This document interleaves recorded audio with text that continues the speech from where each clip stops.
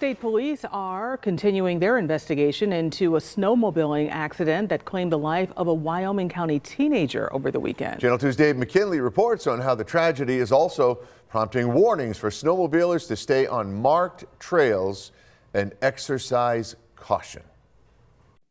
Well, due to the sheer volume of snow we've had lately and the extended period of cold temperatures, which has kept it from melting, this year has been nothing short of a bonanza for snowmobilers. This has been exponentially really good. The president of the Northern Erie Snow Seekers, which maintains over 100 miles of approved groomed trails locally, says it's been years since they've been this busy. There's a ton of sled traffic. But that can also lead to problems. With that, you're going to have more snowmobiles on the trails, which obviously, just like a holiday weekend with car travel, we always talk about the safety of driving. The more cars on the road, the higher probability to get into a collision. In the last 2 weeks, 3 snowmobilers have lost their lives across central and western New York. The most recent being on Sunday when 17-year-old Stephen Gregoire of Varysburg was killed just after cresting a hill near Wilder Road in Warsaw with his 16-year-old friend trailing on his sled.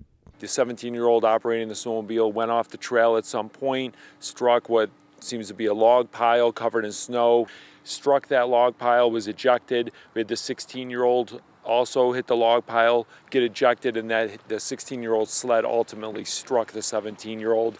Who was pronounced dead at a nearby hospital. State Police investigator Jeff Glassman is also a member of the Northern Erie Snow Seekers. And sometimes in these instances, somebody might, leave the trail and going to the unknown. There's stuff underneath the snow where you don't know. There could be logs, there could be, stumps, there could be, a pond or frozen, something like that. And tragedies serve as cautionary tales. That's where it comes back to just staying on the trail, because if you're on the trail and it's marked and you're between the stakes, there should be no obstacles or nothing for you to get that's not marked out or called out for you to know ahead of time. On your side, Dave McKinley, Channel 2 News.